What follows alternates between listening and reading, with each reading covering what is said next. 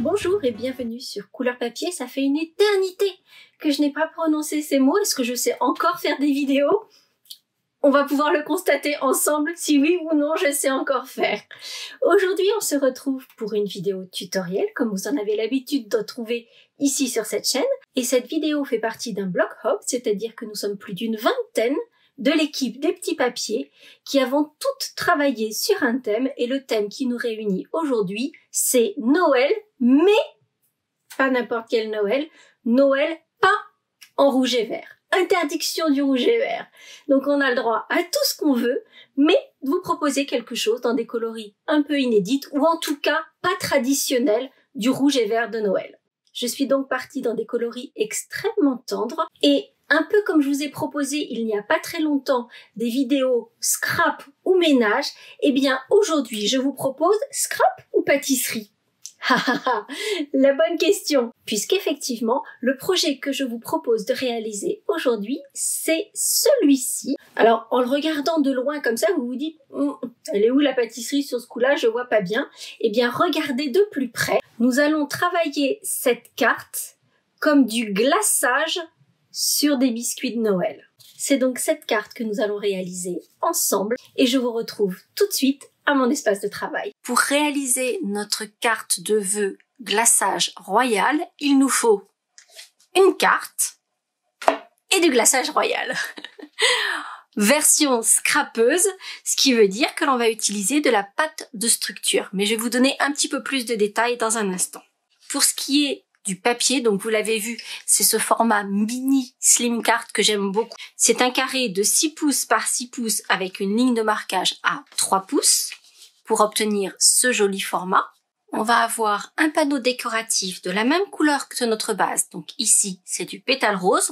Les consignes, c'est ni rouge ni vert. Donc voilà, on est sur un joli rose saumoné. Ce panneau mesure 2 pouces et demi sur 5 pouces et demi. Vous le savez, en général, pour les cartes, je préfère utiliser le système métrique.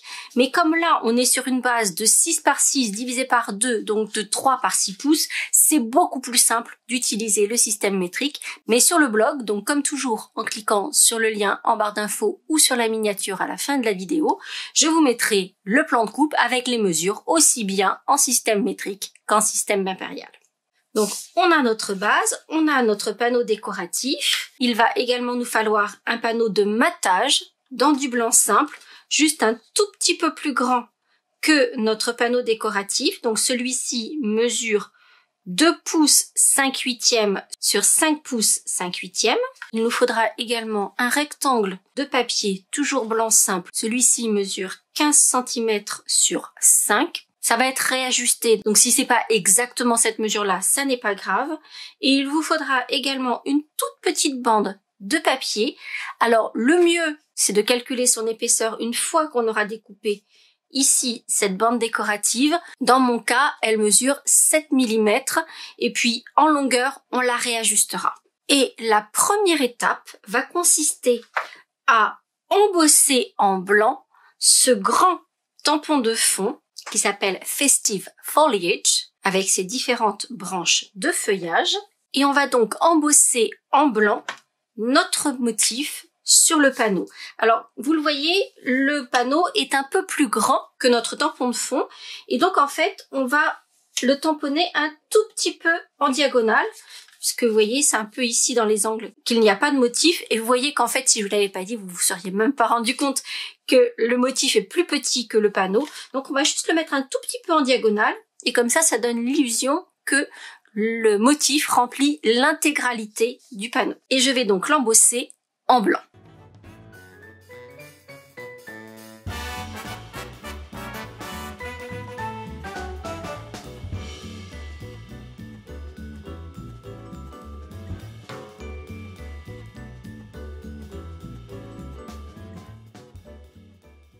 Déjà, rien que comme ça, vous avouerez que c'est extrêmement joli. Mais on va donner un petit peu de volume, de texture à tout ça. Et on va donc passer à la partie pâtisserie de notre tutoriel.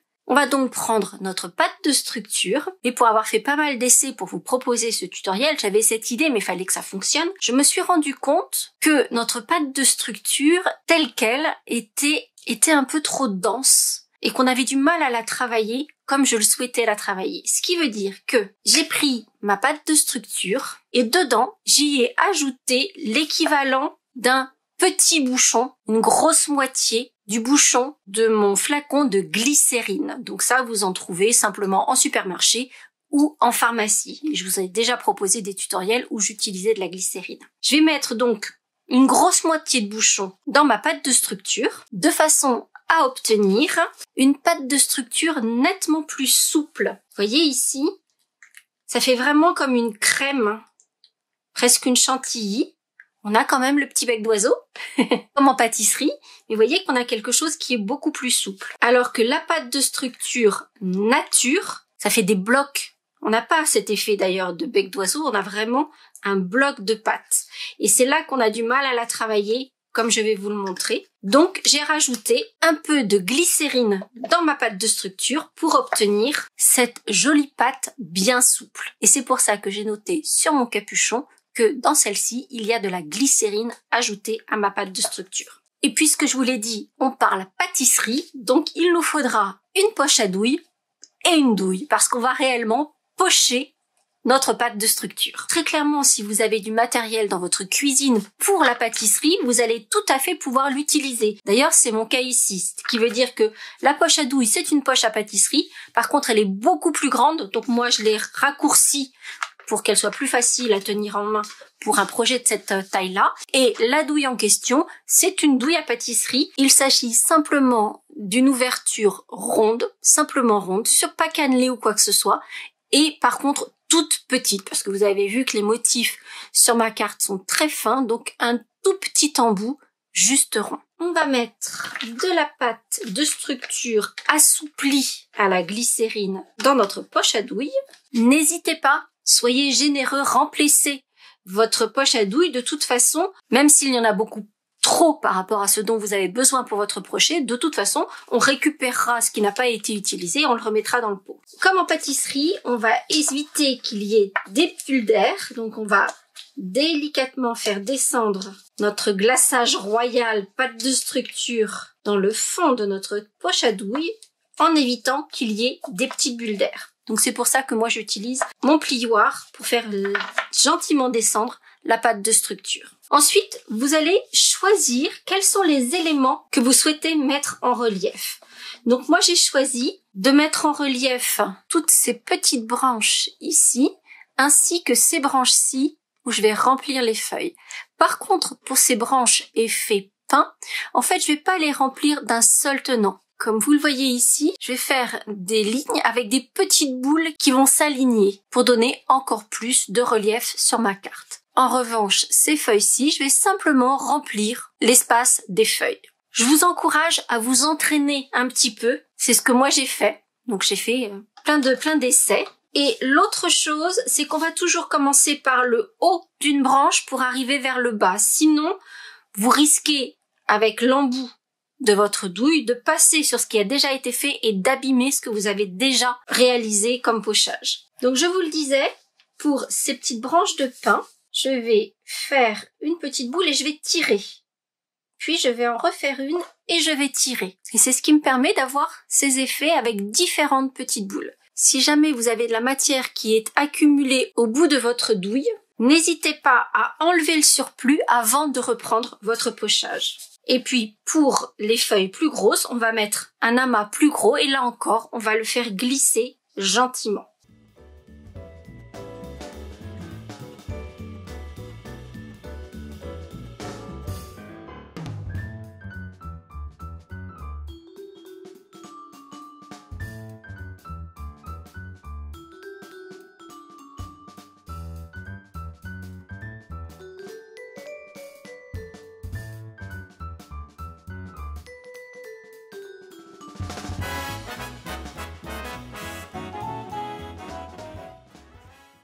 Et vous voyez qu'une fois que l'on a vidé notre poche à douille, on n'en a pas utilisé tant que ça. Il nous en reste encore plein pour faire de jolis glaçages sur nos cartes. En revanche, je vous encourage à bien nettoyer tout votre matériel rapidement, ne pas trop laisser sécher parce qu'après ce sera beaucoup plus compliqué à nettoyer. Cela dit, pour le nettoyage de votre douille en particulier, dans la mesure où c'est un embout extrêmement fin, Alors les poches à douille, je vais pas vous mettre de lien parce que très clairement vous en trouvez partout, que ce soit sur Amazon, sur des sites de pâtisserie, probablement également en hypermarché. Par contre, ce que je vous mettrai en lien dans la liste des courses, c'est cette série de mini goupillons. Donc vraiment ils sont tout fins et ça vous permettra d'aller nettoyer jusqu'au bout de votre poche à douille, surtout si vous remettez de la crème au beurre derrière, qu'il n'y ait pas de pâte de structure qui traîne et qui bouche votre embout. Donc ces petits goupillons sont parfaits pour nettoyer les embouts de vos douilles. Et regardez un peu tout ce joli volume que l'on va obtenir sur notre carte en ayant redécoré les éléments, tous les branchages de notre set de tampons. C'est vraiment joli, n'est-ce pas? Par contre, comme je vous le disais, surtout dans la mesure où on a assoupli notre pâte de structure avec de la glycérine, ça va être un tout petit peu plus long à sécher. Donc, mettez-le de côté, gentiment, ne mettez surtout pas vos doigts dessus. Éventuellement, laissez-le sécher sur un radiateur et on ne reprendra notre panneau décoratif qu'au moment de l'installer sur notre carte. Et pendant que notre glaçage sèche gentiment, on va s'occuper du reste de notre carte. D'abord à l'intérieur, comme vous le voyez, j'ai fait une jolie décoration avec quelques touches pailletées nacrées. On va voir ça dans un instant. Mais également sur le devant de notre carte, donc déjà on a cette jolie découpe avec le message, mais il y a également plein de petites touches, là encore pailletées nacrées. On va s'occuper de ça pendant que le glaçage sèche. Pour commencer, en ton sur ton, donc ici pour moi ce sera du pétale rose, je vais me servir uniquement de la bordure de mon grand tampon qui m'a servi à faire le fond de ma carte et je vais le tamponner sur le pourtour intérieur. Et pour ajouter ces petites touches nacrées, dans certaines feuilles, ici j'avais choisi les feuilles de houx et les feuilles un peu rondes, j'ai rajouté du pinceau Wing of Stella.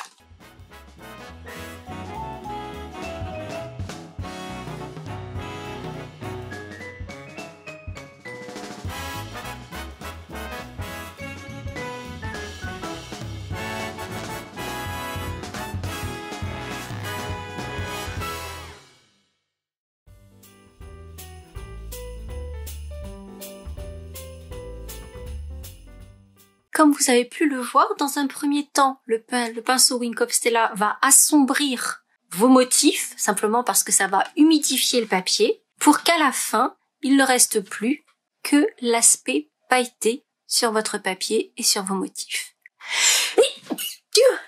Le panneau est toujours en train de sécher et maintenant on va s'occuper de la partie du message. Et pour ce message, je vais utiliser cette grande bordure issue du set de die de la collection Jardin d'Éden, qui non seulement va faire cette jolie décoration de bordure, mais qui en plus va ajouter le détail de surpiqûre. On va donc prendre notre rectangle de 5 cm sur 15 de long. On va d'abord découper une première fois ce motif sur un côté et une fois que cette première bordure sera faite, on viendra reporter la découpe de l'autre côté en plaçant la bordure du die pour la deuxième découpe à environ 2-3 mm de cette ligne de pointe piqûre. C'est pour ça que je vous disais tout à l'heure que la petite bande sur laquelle on va tamponner notre message, découpez-la à la fin en mesurant exactement l'espace entre les deux lignes de piqûre et vous mettez 1 mm, 1 mm et demi en moins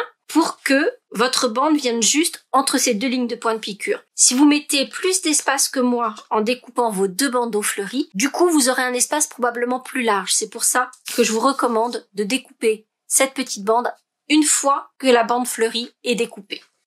Est-ce que vous avez vu comment elle est jolie cette bordure? C'est une pure merveille. Et vous voyez que je vais pouvoir placer ma petite bande juste entre les deux. Donc vous voyez, quand j'ai fait ma deuxième découpe, j'ai laissé grosso modo 2 mm entre la bordure du die et la ligne de pointe piqûre. Et en laissant ces 2 mm, ma bande de 7 mm de large va se placer pile poil entre les deux lignes de piqûre. Il nous reste à tamponner le message sur cette petite bande de couleur qui viendra par-dessus. Alors, pour cette version-ci, j'avais utilisé le message Partageons les joies de cette saison du set Voltige des fêtes, mais ce set est maintenant épuisé, il n'est plus disponible. En revanche, Vous allez tout à fait pouvoir utiliser par exemple le set vœux sincères que je vous ai montré dimanche dernier avec les écritures plus fines, donc nos meilleurs vœux ou et une heureuse année. Je trouve que le simplement et une heureuse année est plutôt sympa, mais pour ma version à moi, j'ai choisi d'utiliser le chaleur, joie, bonheur que j'aime beaucoup du set sous la cloche. Et alors, cerise sur le gâteau, ces deux sets de tampons sont encore disponibles. Ils sont en fin de série, mais ils sont encore disponibles. Et celui-ci est à 50%, ce qui veut dire qu'il est à 12,50 € au lieu de 25. Et celui-ci bénéficie également d'une remise puisqu'il est à 17,50 € au lieu de 25 €. Donc ça vaut la peine. Et pour m'assurer de tamponner bien correctement mon message, je vais utiliser mon Stamparatus.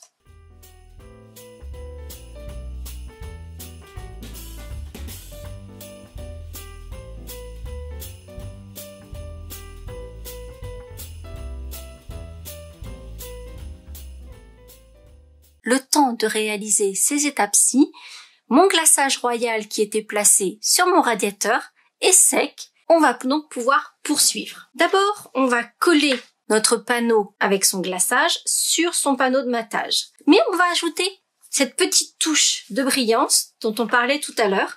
Donc simplement, avec mon pinceau Wink of Stella, je vais simplement le passer sur le pourtour de mon panneau de matage.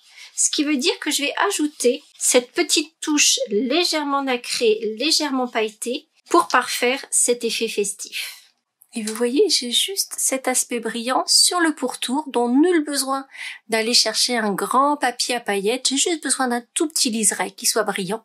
Donc je vais l'apporter avec mon pinceau Wink of Stella. Et d'ailleurs, je ferai la même chose sur l'extérieur de ma banderole fleurie. Et une fois que ici la bordure de mon panneau de matage est nacrée, je vais pouvoir coller mes deux panneaux l'un sur l'autre. On viendra ensuite placer le panneau décoratif sur la base de carte, mais avec des dimensionals pour lui donner un peu de volume. Mais avant cela, il nous faut placer la banderole avec notre message sur ce panneau décoratif. Donc la première chose, je vais prendre mon massicot et je vais faire une ligne de marquage en diagonale, comme ceci. C'est ce qui va me donner le là pour ensuite placer ma banderole sur la carte et venir la replier de l'autre côté pour qu'elle puisse venir ainsi en diagonale. Ensuite, je vais placer un peu d'adhésif double face au dos de ma banderole et la mettre en place. Et je couperai le surplus parce que j'ai pas besoin d'avoir tout ce qui dépasse derrière.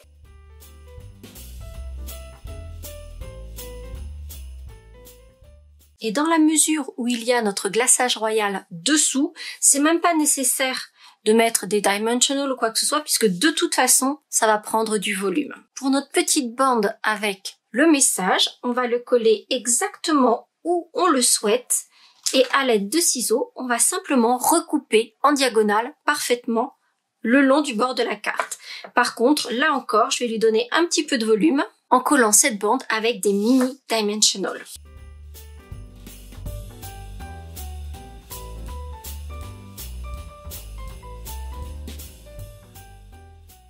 Dernière étape, il ne reste plus qu'à coller notre panneau entièrement décoré. Donc vous avez vu, j'ai ajouté la petite touche de brillance avec le pinceau Wink of Stella sur ma bordure, sur la ceinture qui porte le message. Et maintenant, je n'ai plus qu'à coller le tout, là encore, avec des dimensionals pour donner un peu de relief. Si vous avez des trottoirs de dimensionals qui traînent, c'est le moment idéal pour les sortir et les utiliser.